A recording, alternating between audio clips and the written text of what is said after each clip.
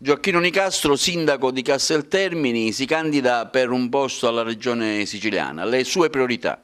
Le mie priorità sono tante, ma le più importanti abbiamo quello di stabilizzare i precari, visto che abbiamo delle leggi nazionali e regionali che le prevedono la stabilizzazione, per togliere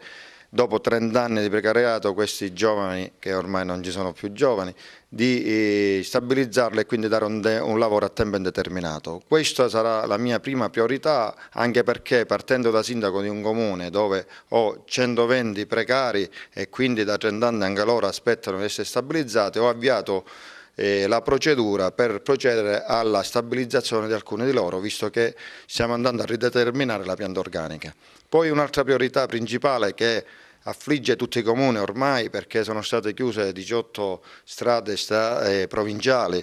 nella provincia di Agrigento, tra cui due purtroppo ricadono nel mio comune e ne abbiamo soltanto una via d'accesso. Questo vede la precarietà delle strade e degli enti, che prima c'era la provincia che provvedeva a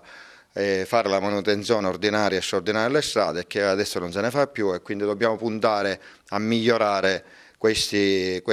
vie di accesso in tutti i comuni montani e non. Poi, sempre per la viabilità, devo fare una parentesi per la strada 189, che già da molti, in 1000 giorni doveva essere realizzata, ma vediamo ancora oggi per andare a Palermo ci vogliono più di 2 ore.